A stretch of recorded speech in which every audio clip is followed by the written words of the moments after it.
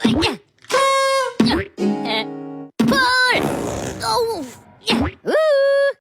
Ya!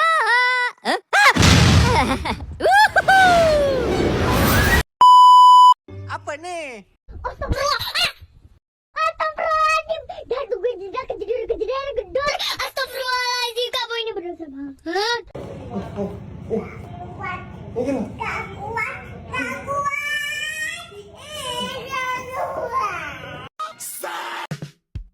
Merhaba.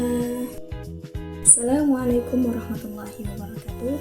Salam sejahtera untuk kita semua. Halo sobat-sobat UT dimanapun kalian berada.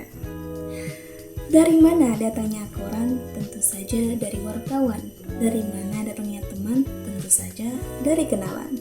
Maka dari itu, perkenalkan nama saya Devi dengan NIM 858132385 D Prodi S1 PGSD di UPBJJ Pontianak. Ke pasar membeli soto, kemudian lupa mengerjakan PR. Perkenalkan, nama tutor saya Pak Diri Wildianto, SPD MPDGR. Nah, kita lanjut ke pembahasan kita, yaitu tentang hubungan bahasa dan karya sastra. Nah, bahasa Indonesia dan karya sastra ini memiliki hubungan yang sangat erat. Bahasa sebagai sistem komunikasi tidak lepas dari fungsi estetika yang diwujudkan dalam karya sastra. Nah, dalam karya sastra, bahasa dipakai secara kreatif dan artistik melalui berbagai aspek bahasa, yaitu fonologi, morfologi, kemudian sintaksis, kemudian ada wacana. Nah, kita masuk ke pembahasan pertama di fonologi. Fonologi ini adalah cabang linguistik yang mempelajari bunyi bahasa, pola-pola bunyi tersebut dalam sebuah bahasa. Dalam karya sastra, terutama puisi dan drama, fonologi berperan besar dalam menciptakan efek estetis seperti rima, irama, aliterasi, dan asonansi. Efek bunyi ini membantu memperkuat nilai estetik dan memancing emosi pembaca atau pendengar. Contoh, puisi Aku karya Khairil Anwar banyak menggunakan pengulangan bunyi vokal dan konsonan yang membentuk irama yang kuat. Misalnya pengulangan bunyi A pada kata-kata seperti binatang jalang yang menguatkan kesan ekspresif dan emosi pemberontakan si penyair. Kita masuk ke penjelasan yang kedua, morfologi. Nah, morfologi ini adalah studi tentang bentuk kata dan bagaimana kata dibentuk melalui penggunaan akar kata, afiks atau imbuhan, serta proses pembentukan kata seperti reduplikasi. Dalam karya sastra, morfologi merupakan memperkaya kosakata dan ekspresi bahasa sehingga karya menjadi lebih dinamis dan bernilai. Penggunaan imbuhan dan kata majemuk membuat kalimat lebih hidup dan memberikan nuansa makna yang berbeda. Contoh, dalam cerpen atau cerita pendek atau novel, kata-kata seperti berlari, pelari, dan berlarian menggambarkan variasi bentuk kata dari akar yang sama, sehingga penulis dapat menyesuaikan nuansa makna dan fokus cerita. Misalnya, menunjukkan aktivitas atau karakter tokoh. Nah, pada kata pelari itu menunjukkan karakter tokoh, sedangkan pada berlari itu menunjukkan aktivitas.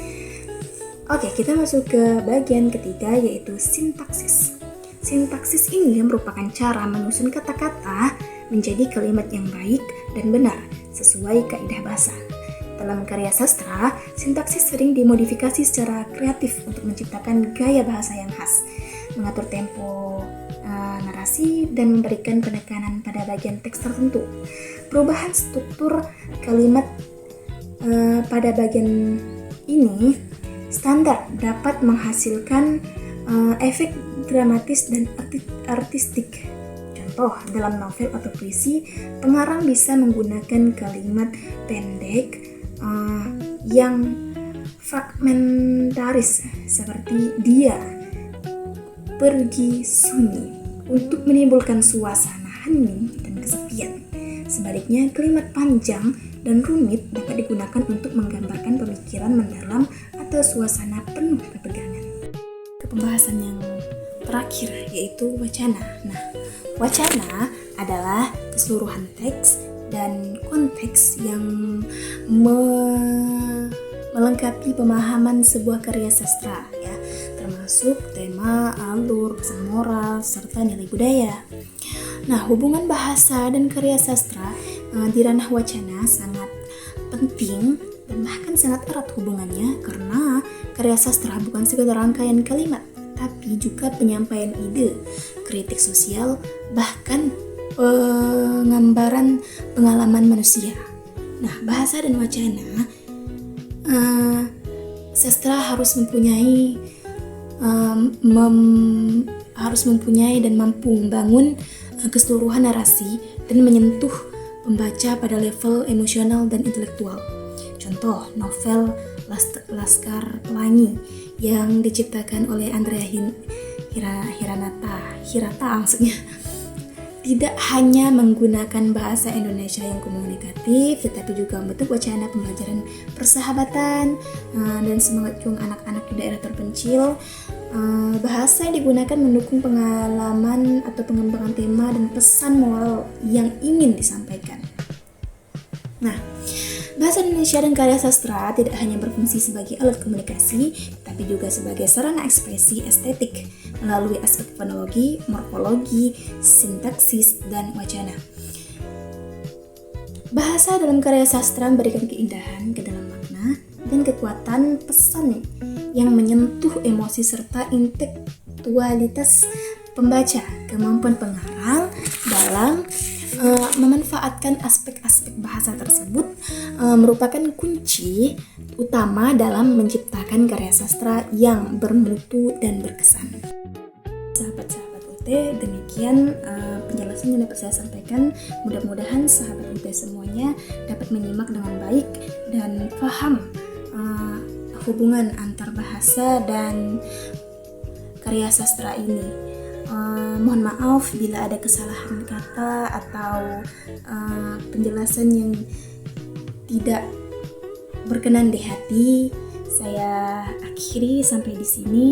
Assalamualaikum warahmatullahi wabarakatuh. Terima kasih telah menyaksikan. Dadah. Okay.